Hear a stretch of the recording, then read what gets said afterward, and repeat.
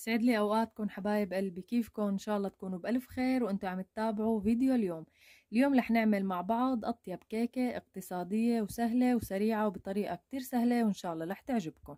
خليكم معي لنشوف طريقه التحضير مع بعض.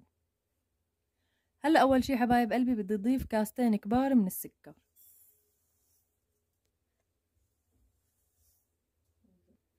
ونص كاسه كبيره من الزيت النباتي،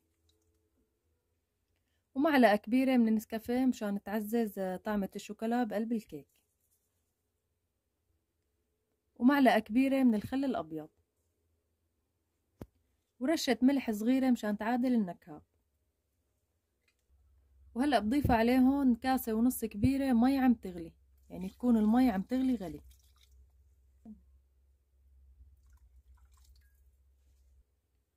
وآخر شي بضيف عليهم نص معلقة كبيرة من الفانيليا صغيرة من بيكربونات الصوديوم. هلأ بدي أحركهم كتير منيح مع بعض. وهلأ بدي أضيف كوبين ونص من الطحين، لازم انخلهم كتير منيح. طبعا نخل الطحين كتير أساسي بهاي المرحلة.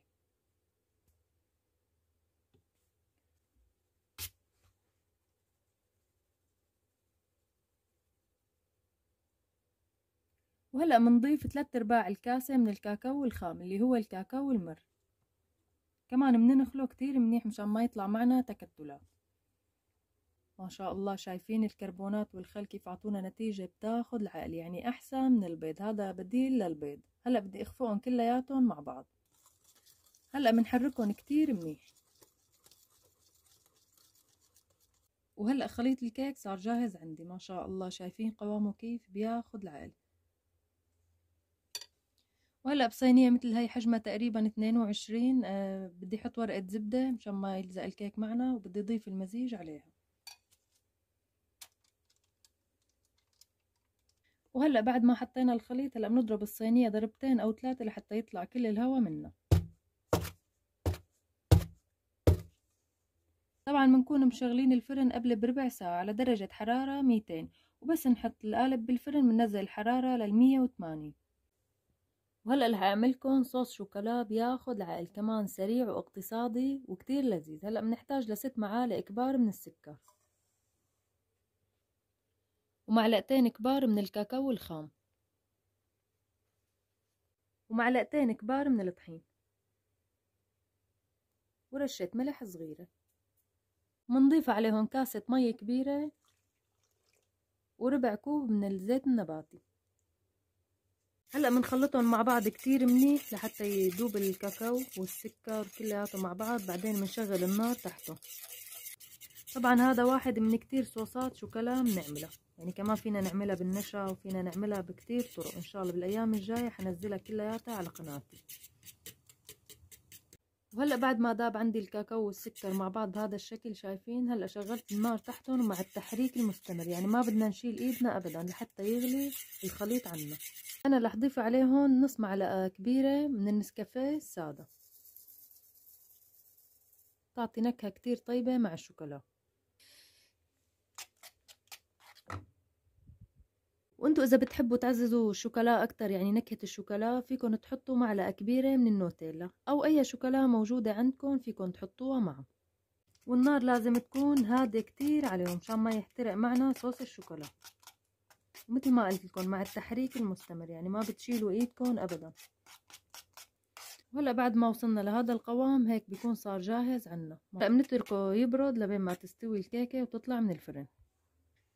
وهلا طلعت كيكتنا الحلوة من الفرن، شايفين كيف نافشة بتاخد العقل. هلا بنتركها لحتى تبرد تماما، يعني تقريبا ساعة او ساعة وشوي لحتى تبرد مثل ما قلت لكم.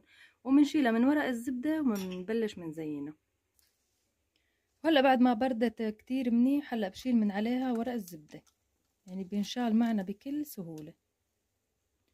وهلا بدنا ننزل عليها صوص الشوكولا اللي عملناه مع بعض.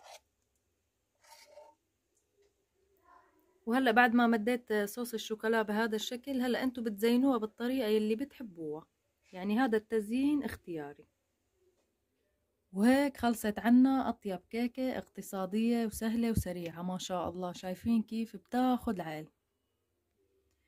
أمانة شوفولي على هالشوفة يا جماعة، مو شي بغوى بالقلب، هي بتنهدى للملوك دغري يا جماعة. هلا رح اقسم قطعة قدامكم وفرجيكم القوام من جوا كيف منغنغة من برا ومن جوا بالشوكولا.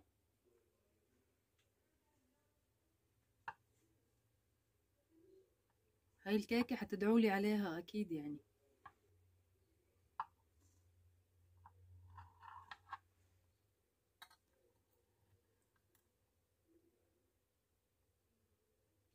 ولي على قلبي شوفولي على هالشوفة يا جماعة،